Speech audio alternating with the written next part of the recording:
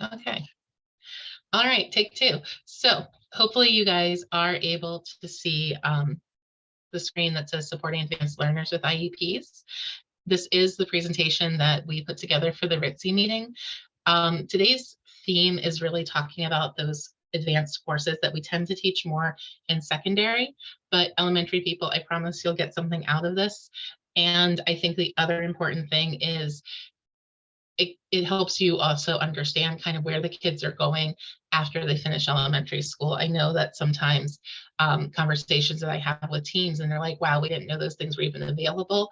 So even if this isn't exactly what you are teaching or living on a daily basis, I still think it will be important for you guys to hear about. Um, I'm going to go through So I'm going to go through the presentation. I'm going to highlight some areas. I'm going to kind of gloss over some other areas. And then I have an activity that is hopefully both helpful to you and also I'm hoping helpful to me because I'll explain it when I get there.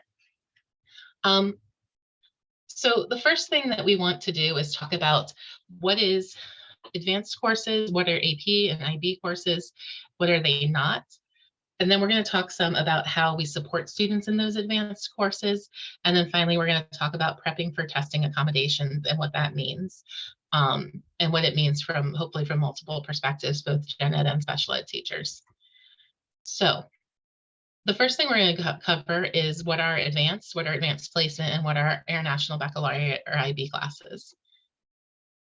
So when we talk about advanced courses, and for elementary people, this really does impact you as well, because in elementary school, we have our ELC, which is going to be the enriched literacy curriculum, which is rolling out to all fourth grades next year. And then we also, with some exceptions, and we can talk about what those exceptions are later, and then to all fifth grades in the following year. We already have our compacted Math 4.5 and Math 5.6. Those are primarily those advanced courses that we're offering in elementary school. There are some others around that we can always, your school might have something specific, but those are basically the countywide courses we have that are advanced courses. In middle school, we have the Global Humanities class, which goes through that whole Global Humanities 1 and 2, and then into the American Studies class in 8th grade. We then have also the faster paced AIM and AMP courses in our math classes. And there's also opportunities, especially in middle school, for taking some high school level or high school credit courses. When we talk about advanced courses, sometimes we're talking about courses that have titles, and then sometimes we're talking about different ways to approach the teaching. So the courses run in a faster pace.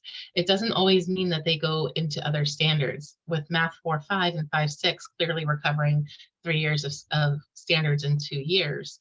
But when we look at a course like AMP 6 Plus, which is a math course, it's the same course as Math 6, but because they move at a faster pace, they're able to cover material in more depth and spend more time on some of those deeper concepts. And that's also another example with our history versus our humanities class. The world history classes, world studies classes mostly focus on the history, whereas that humanities class also will bring in elements of literature, elements of society, and kind of bringing it together in a more general and more humanities-based picture. Oh, yeah, one thing to remember is that whenever we talk about advanced courses may mean or might have more content, but it doesn't always mean a greater workload. So I think one thing that people, teachers as well as non-teachers, get confused with is that in order for something to be advanced, it doesn't have to have more work. It has to have more thinking, it has to have more content, it has to have more challenge, but it doesn't have to have a heavier workload. Which is something important for our high school teachers sometimes to remember as well. Some of our advanced courses get our students college credits as well. For those of you who teach in 1 or 2 way immersion schools, because the students are learning in 2 different languages, we do consider that to be advanced instruction because it taxes the brain in different ways and it forces the students to access more areas of their brain when they're learning. And there's also opportunities, especially in the older grades, for non-academic skills. Like we have leadership skills courses, we have advanced art classes. There's just a lot of opportunity for advancement for students, especially as they get older. Yeah, the AP program is a specific program. It is part of College Board, which is an outside private entity. They call themselves a 501c3. We'll argue that point later, not during class. But the AP program was designed with the idea of providing students a college-like experience or college course level experience within the high school program. They are taught by high school teachers who are specially trained. There are agreements with some schools, and it really depends on the colleges as to how and whether or not they accept credits from AP. But these are opportunities to really extend student learning and student opportunity in high school. Starting in this last year or so, College Board is starting to offer what they are calling pre-AP classes. So we will see where some of those go. But again, the idea is to build in some of this depth into high school programming. So they are specifically not partnered with colleges, and they are not partnered with districts per se, but for a district to teach courses to have the AP credit, the syllabus has to be approved, the content has to be approved, and the teacher has to go through training through AP in order to be an AP teacher. I don't know, there's some wiggle room around that as to what it means to go through training, but that training exists. The International Baccalaureate program is an international program, which is information that becomes really important later. But the focus of IB is supposed to be that very challenging curriculum with the international perspective. Learning multiple languages is a big part of it. Researching into inquiry and the nature of knowledge. So it goes beyond content, subject content, and goes into other areas of content, which really touch onto some of those non-traditionally academic skills that we've mentioned before. This is usually where my partner, who's the head of the APIB for the county, comes in and explains better, but I think that's a good lay definition for the IB. When we talk about what the difference in the curriculum is, we know that the IB course curriculum is developed by an entity that is international. It is made up of college professors and maybe other mastery teachers, I think they call them. They have very high level expectations, and within IB itself, they have different levels of courses. They have standard and high level courses, but the teachers actually get to establish the curriculum themselves. They develop what it is that they're going to teach in order to meet the standards of the curriculum. AP, on the other hand, like we said, the standards have to be approved by the College Board. The teachers are teaching the courses, but everything it has to be approved, and those are done by people through the College Board process. They're trying to match them again to some college standards, but as with any setup with college, it's up to the discretion of the colleges how they accept those credits.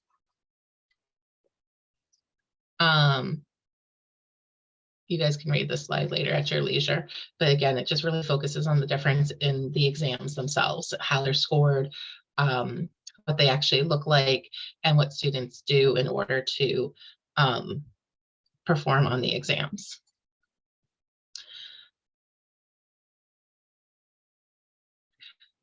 That was also just a pretty graphic to show everything I just talked about in a slightly different way. So the next part that we're going to talk about in here is going to be around supporting instruction in advanced classes. So as I said earlier, when we're talking about our students in these classes, yes, they are advanced. Yes, we are often doing more than 1 year's worth of standards within the course, but it doesn't mean that it has to be a heavy, drowning workload.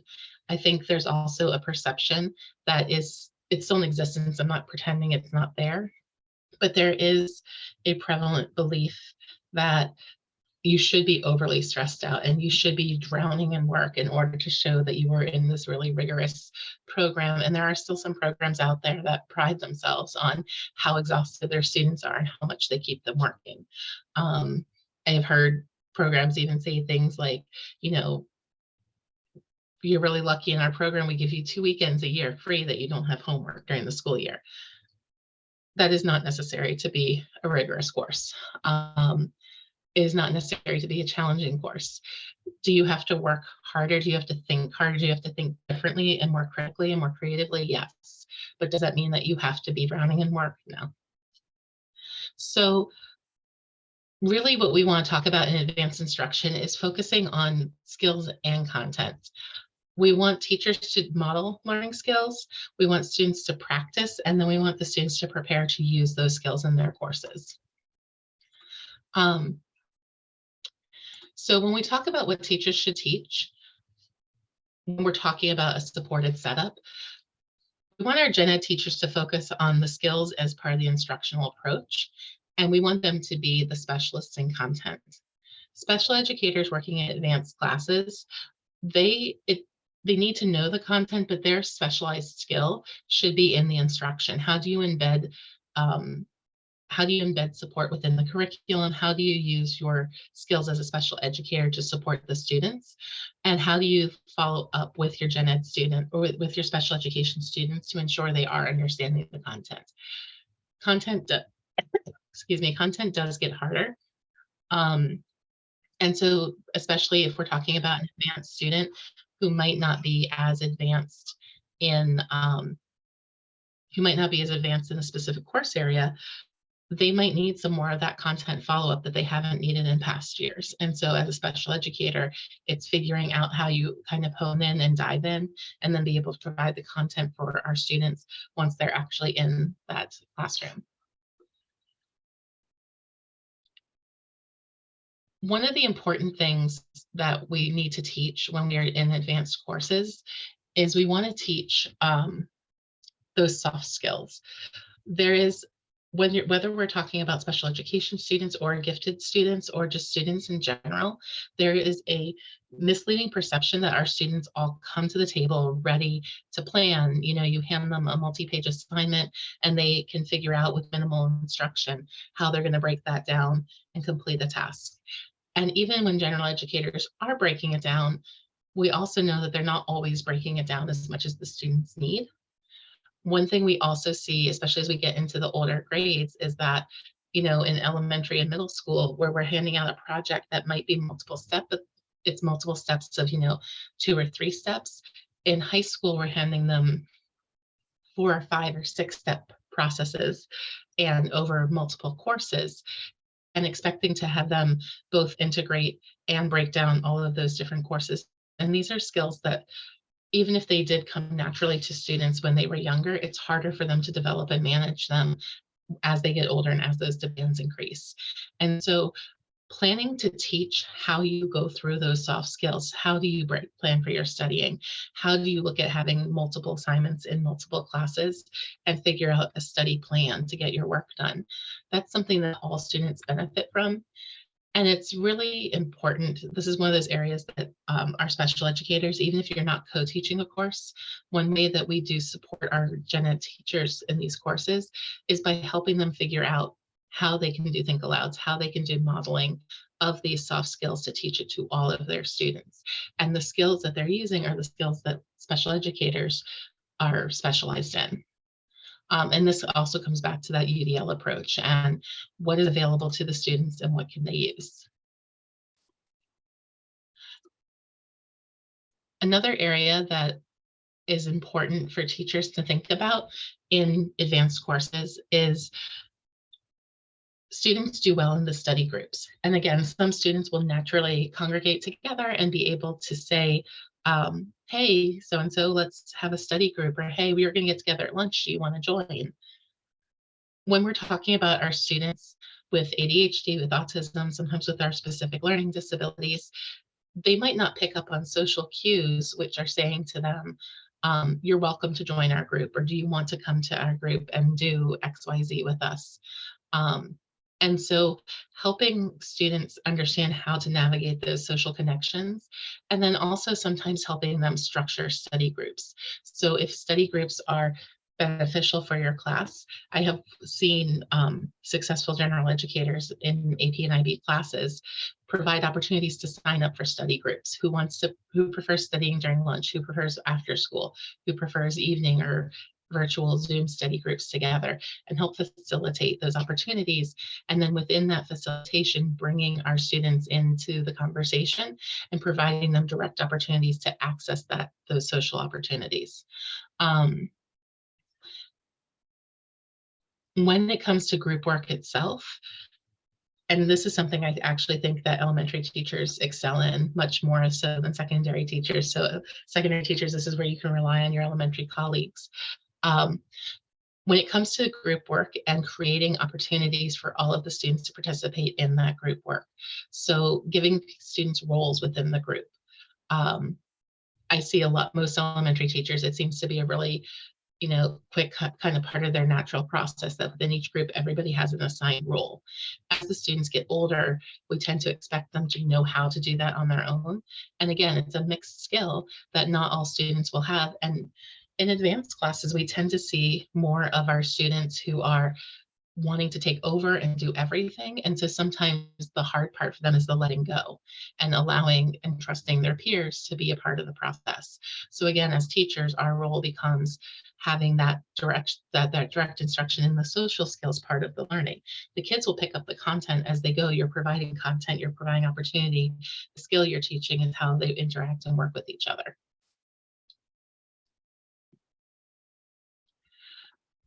So I said this a few minutes ago, and I'm going to reiterate it now. I do know that IB actually, as an organization, has been doing a lot of teacher instruction on mindfulness and self-care for students. Like I said, we should be past or moving past the days where an overburdened student is a successful student. We want to teach our students how to plan to study and how to plan to take breaks, to teach them that it's okay to take breaks and that we need to maintain that work-life balance. At the same time, we sometimes need to teach our students that, we are student athletes, not athlete students. So when you're balancing your work and life, you do have to balance your work in there. We don't want them to go overboard in any particular area, but teachers have to approach instruction with that thought in mind, because when teachers come in and only see their part of the world and give their students tons and tons and hours of work, while forgetting that they have 5, 6, 7 other classes and a life outside of that, that level of burden of work isn't always necessary. And so that is part of what we need to do, especially again with our twice exceptional students, is then reiterating to them. One thing that I think we also frequently see is this is the opportunity where we will see our twice exceptional students overcompensate. So even when teachers are saying, take a break, balance this out, do this or that, our students frequently feel like they're being called out. And so they're less likely to use their accommodations, or they're less likely to take breaks that they need, because they start to get this perception that they are, or they already might have the perception that they are different and therefore not being successful in the same way their peers are. And so again, part of our teaching is having that awareness of what all the peers are doing, and then teaching our twice exceptional students, and this is also the opportunity where you can use this accommodation. This is also how, if you have breaks as needed during AP and SAT exams, this is how you plan and use those breaks as needed. They're there for a reason. And this is where and how we take them. And then that also goes into that difference with perfectionism. And we've talked a lot about perfectionism.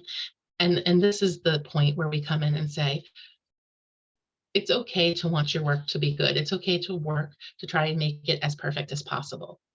But that's also where we draw that line between as perfect as possible and so perfect that we can either never turn it in, or so perfect that we're afraid to start it because we can't figure out how to do it perfectly. And so as we're breaking those down, supporting students in imperfection is also part of this process, having them find out, figure out when sometimes is it good enough? When is it that we asked you to do just a small piece of it, and we're really going to encourage and stick with you doing a small piece of something because we're trying to build steps in a process and not trying to present an all-encompassing perfect project.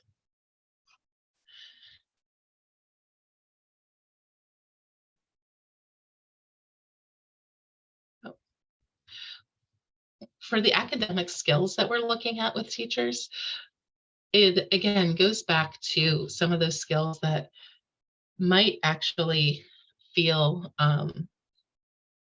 feel like they should be coming naturally to our advanced learners, but they're actually skills that they do need to be taught. And then our twice exceptional students might need more structuring for these particular skills. Note taking and academic content reading are the two big areas that come to mind. Um, when we have students who receive notes and outlines, it's really important for teachers to talk to the students about what works best for them. There are some students who are going to do really well getting the notes ahead of time and taking secondary notes on top of them. So that the skill we teach those students is how to add to the notes that are in front of them. We don't want them to ignore them, and we don't want them to ignore instruction because they already have notes. But we want to teach them how they can supplement their notes, add to their notes, or reference their notes during class. We then have a different set of students who will be so distracted by the notes that they will not be able to listen to instruction. And so for those students, we want to work with them to figure out, what is it that you're doing during the class time that's helping you remember things? Are you writing down keywords on the paper that you can then supplement the notes with? I have some students who really do somewhat well with doodle notes, or even empty-minded doodling where they're listening and they're just keeping their hands busy because it's easier for them to focus like that. So the conversation that we're having with our students is not whether or not you're taking notes, rather how you're ingesting the instruction that's coming to you. I know for me personally, I am the kind of person that if I take notes, I probably never look at them again, but I remember what I wrote down. If I'm doodling, I can generally remember what it is that we're talking about. But if I'm staring off into space, or worse, if I'm looking you directly in the eye for an extended period of time, I have no idea what you're talking about. So we do want to be careful of the student who looks like they're paying attention and then doesn't seem to know what's going on, because there's a really good chance that that's exactly what's happening. They have no idea what's going on. And so that was where that importance of relationship comes in, and understanding how our students are getting the information and how they're thinking.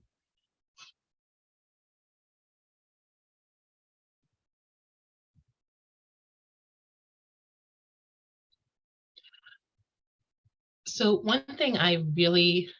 um, one thing I found really, really interesting in some studies and learning that I was doing earlier this year had to do with how to use blended learning when you are in the classroom. And in the past, we've called it like a flipped classroom. We've called it things like hybrid classes, and all of those have some specific meanings to them. But at the end of the day, how are you integrating both technology and live instruction, but then also blending group learning versus independent learning, hands-on versus typing? How are you balancing all of that to meet the needs of your students? And what are the best practices for taking advantage of that? If we're in an advanced instruction class, our students are going to have a wide range of skills, even within the advanced setting. Um, one interesting article I've been reading lately, because we have some of these students, is how different students who have, say, a 120 IQ are from students who have a 150 IQ. Because like with any spread of numbers, there's variance in there, and that there's just as much difference between a student who's in the 90th percentile and the 99th percentile as there is between a student who's in the 90th percentile versus the 50th percentile. And so if we think of our advanced classes, even though we have all advanced learners or mostly advanced learners in any of these classes, there's still a wide range of of skills, of speeds, and of what students need. And so taking advantage of things like best, but like blended learning is a way to continue to tap into our students' different needs and have them access instruction in different ways so that they can absorb the information, and so that those who need even more depth or more content have that opportunity because we're planning for it within our instruction. Learning how to manage an independent study is hugely important. We could probably do half a course on managing independent studies. Um, if you haven't picked a case study yet for your final project, looking into how to create and manage an independent study for a student might be a really good way to think about your classroom a little bit differently, because there's lots of different elements and different approaches to independent learning, especially if you're managing multiple independent learning projects at the same time. And I think the last thing is the learning about what problem-based learning is. There's a lot. We have problem-based learning, we have product-based learning, we have, I can't even think of the other P's. There's a lot of P's out there. What I really like with problem-based learning specifically is that the concept behind it is that we have an illogical problem or an ill-balanced problem that we present the students with, and at the end of the day, they have no real, there's no one answer. There is no perfect solution, and so the process of the students tangling with that problem allows for a lot of divergent and convergent thinking. And so again, if you're looking for a way to spice up your classroom a little bit, especially for our advanced learners or for classes that have a really wide range of on-level as well as advanced needs, approaching questions and research through a problem-based approach is a really interesting way to meet student need.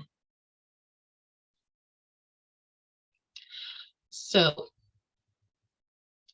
as I've said a couple times before, workload is not the mandatory approach, it's the content. And so one thing that we want to do at the beginning of any time we're working with our co-teachers, or just as we're thinking about how we're going to manage working with our twice exceptional students, we really want to ask the question about what is it that they need to know and what is it that they need to show. And then how can we bring all those together to make it manageable? So one thing we talk about, frequently is reduced workload. We see this a lot on IEPs, especially for our advanced students. And when you have something more straightforward, especially like math is usually the example, right? When we cut down the number of problems a student has. I usually would recommend doing both cutting down the problems and also starting with the hardest first and having them spend their energy and their interest and their drive on a really complicated multi-step question. And then if they succeed, awesome. And if they don't, looking through that problem with the student to figure out where they missed, and then have them go back and do one problem that looks at just the area they missed and not repeating all the skills that they've already demonstrated mastery on. I do know, and I do believe that showing mastery once is not enough to show success. But at the same time, there's different ways to gauge that mastery, that a student doesn't have to do 15 problems of the same thing to show that they have achieved mastery of a skill. And the same thing goes with some of the products. So conversations that I've had recently for advanced writing courses have been, when we're talking about writing, do I want my students to write a paper? Yes, eventually. Do they have to write a paper for every single solitary assignment? We do? No. If I want them to focus on claims in a thesis, I want them to write a really solid thesis statement, and I want them to identify really strong pieces of evidence, and then maybe have them take the time to explain thoroughly one piece of evidence and outline the rest. If I want to focus on integrating quotes, maybe I help them with the thesis, or we could do a thesis statement together, and then they spend their time writing out that paragraph and working on how they're going to integrate and explain quotes.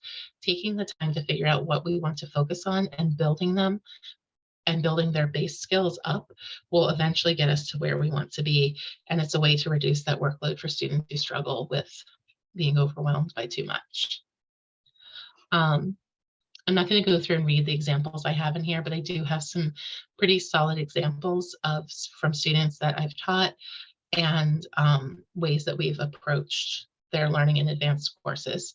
So our first one is from the AP World History class, where they're writing three weekly papers, and how we adjusted for a student with a significant processing speed disorder, as well as dyslexia and dysgraphia. This is another modification, the same teacher actually, and how she had modified for our students who were reading 2 to 3 novels per quarter, but again, having students with a significant reading disability and processing speed disorders in that class.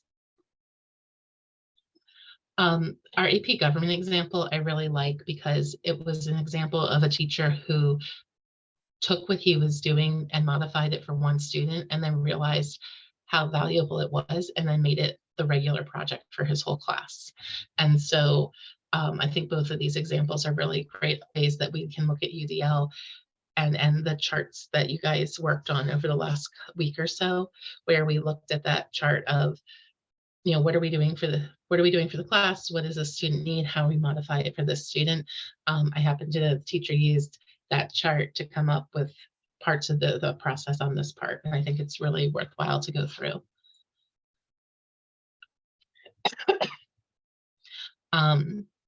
And the challenge piece again came from a conversation about how to help one student, but it morphed into, this is how we're going to teach the class. So I have a couple of different other examples in here, so I'm just going to read the highlights of these, because I do want to give you guys some time to talk in small groups today, because I think that that is valuable as well. So we have the breaking down assignments into smaller segments.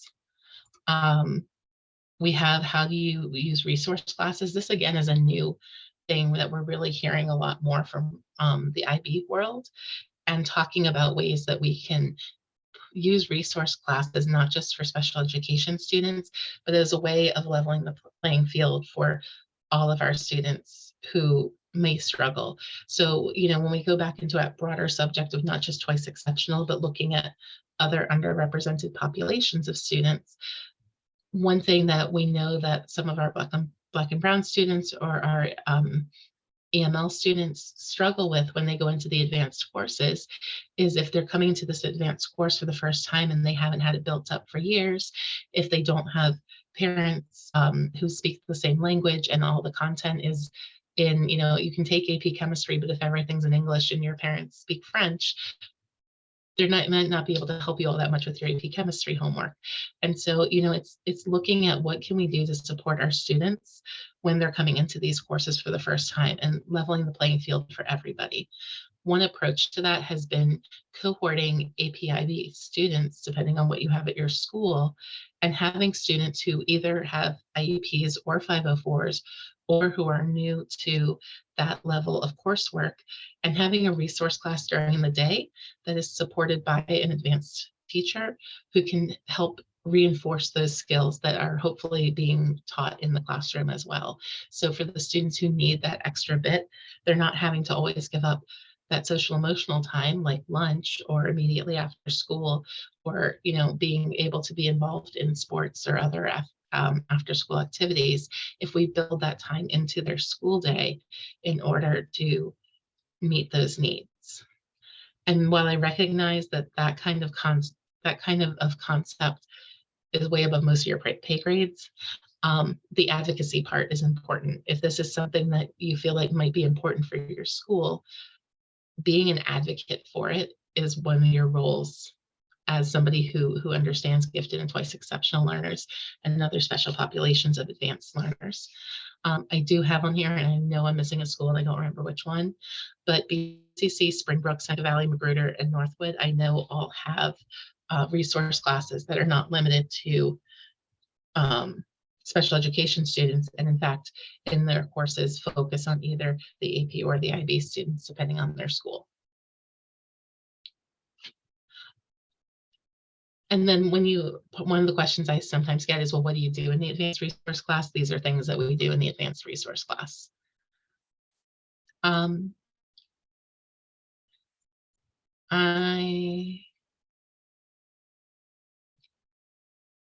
So The other stuff was really about filling out paperwork. You guys don't need to hear about that. So when we talk about allowable accommodations on these exams in these courses, one important thing to remember is that the courses do not override the IEP. The IEP is and the 504 as well. Those are your legal documents, and a teacher cannot deny accommodations just because the group's testing body has denied an accommodation or hasn't made a decision or determination about an accommodation yet. So for example, if the IEP says 100% extended time and College Board said, that's great, you're getting 50, and IB says, that's great, you're getting 25, that student is still entitled to their 100% extended time for everything that happens within the classroom. So one question that you might have is, well, how do I do that? So what we would look at is only grading the student for the amount of work they were actually able to accomplish in the amount of time, or giving them all of that time. And then, when it comes time to practice, helping them manage that without the pressure of a grade for an assignment. You can give them, if you're only allowed to have 50% of the material or 50% of the time, and you want them to get a feeling for 50% extended time, then only grade the material that they're able to do in that amount of time. But at the end of the day, we have to ensure that we are following what the IEP or 504 say. If you are in a position where you're not sure how to explain that or how to calculate that, that is sometimes a great time to reach out to me, to talk to your resource teacher in your school, or even to reach out to the Accelerated Enriched Instruction office. Again, my office, we have an AP IB coordinator for the county, and she helped me design this presentation. She knows this part of this world of accommodations. And so a lot of the work she does right now is working with IB coordinators and magnet coordinators to understand the implementation of these rules. Those are other ideas or other things we can do. So that was a lot. I know it was a lot. We have about 15 minutes left in class. And what I actually really want to do is more of a thought exercise with you guys. But before we get to that, I just want to see if anybody has any questions.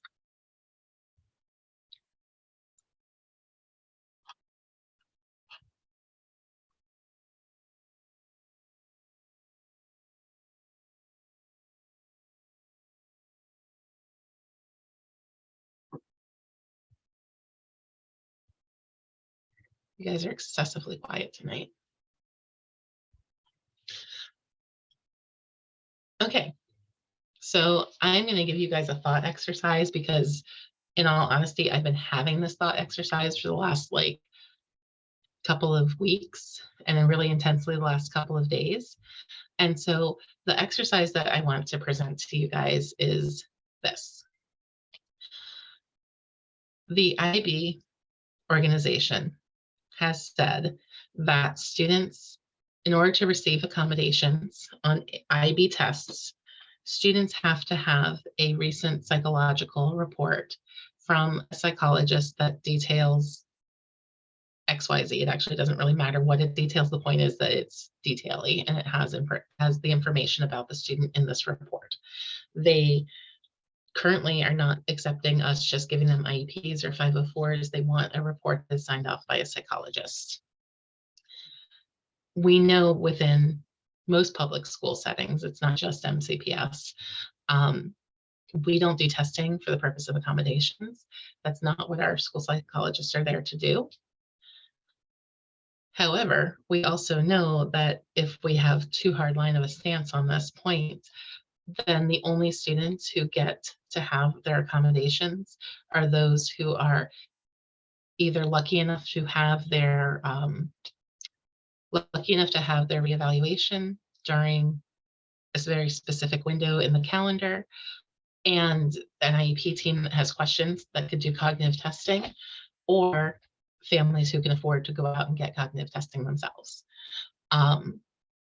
So what we are kind of left in is a quandary of how do we do right by our students and how do we do right by our psychologists? Because we also know that, like most districts, we are super short-staffed on psychologists.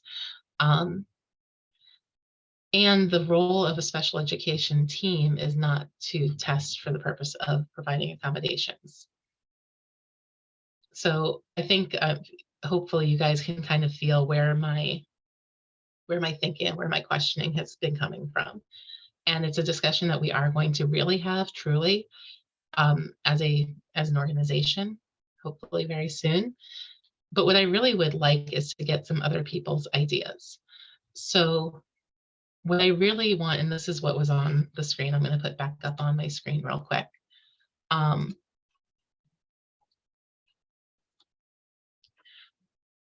Because what I would really like to do, and the specifics on here are not the important thing because they're not meant to represent any person, they're meant to represent ideas. What I really want to do is throw you guys into groups for, at this point, about 10 minutes or so. We're going to go probably a little bit past 8 like we usually do. I tried not to.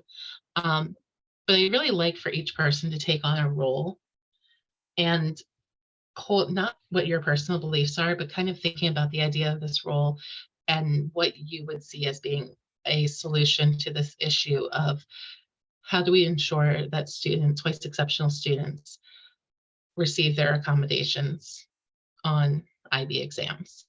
So I have, like I said, these are ideas, and I can throw this slide out to you guys in the chat.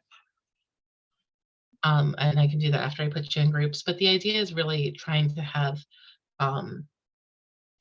you guys take on some different roles and have discussions where we're looking at multiple perspectives and then share back with the group. I feel like I made that way more complicated than it needed to be. So what I would like to do is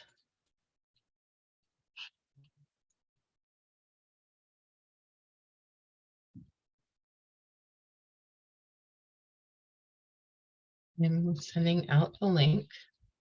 And again, this is really just to give an idea, not so much saying you have to take this on, but I want to put you guys into breakout rooms and kind of talk about these questions. And if you want to take on one of these roles and like hold that perspective, that would be great. Or if you just want to make it more of a global conversation.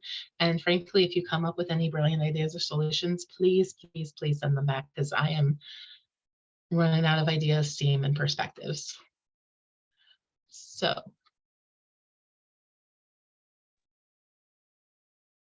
I just have a question on how recent is recent. You said that it needed to be recent. So the last thing that I read from College Board or from IB was that it had to be within the last 3 years. So, and I guess the other part that's important to know is that you apply for the accommodations in October of 11th grade. And that is a very specific small window. And if they deny you the accommodation, you have 4 weeks to get, you have 4 weeks to respond with additional information for them to reconsider. Sarah, can you clarify for that? The testing needs to be within how long prior to October of the 11th grade year, or restate, not clarify, and what does the appeal process look like if that, for this consideration? Excellent questions. It has to be within 3 years by the calendar, is my understanding of the paperwork. It has to be within 3 calendar date years. And I have no idea what the appeals process looks like. I don't know who does exactly because it's a fairly new thing that IB has come up with in the last year or so. And nobody, from my knowledge, nobody in MCPS has gone through that process. And I will add, we have a direct line to some of the people who are sitting on this committee with IB, because obviously as a school system our size, who does such a great job supporting twice exceptional students, it comes up with our district more than most other districts out there. And so if any concepts or ideas we come back with are things that we potentially can present to IB, which is really why I'm hoping to get ideas, thoughts, other people's opinions. Any other questions for the good of the order? I do have one more. So in order to be applying for these accommodations for this testing process Mhm. and be considered 2E, would the student in question also be identified as either 504 special education, or would that not be a requirement for this status? I'm just want to be clear in how I'm interpreting process. My understanding of the process is that in terms of MCPS applying for students for accommodations, we are only looking at students with IEPs and 504s. However, I think it is possible that a parent could directly submit to IB. And I would say we would stay out of that process. So for the purposes of, I think, discussion, it's easier to just assume that the student has an IEP or a 504 that is current and active. Thank you. I think otherwise there's just too many tendrils out there that we could go down a lot of different pathways on. But I think for the most productive conversation, we'll keep it as kosher as we can. They have a 504 or an IEP, and that is not in dispute. Okay, one more question, follow up. Mhm. How long do the accommodations, if approved, last? In other words, is it through 11th grade, 12th grade and beyond, or is it annually that students must apply? They only need to apply and be approved once, and then they have them until they graduate. If we needed to add on accommodations, because say a different diagnosis happened, we can always add in that sense because that is not an appeal. But they only have, like with the same with AP, they only have to apply once. Thank you. All right, we're dropping people, and I understand that. I'm going to stop the recording actually.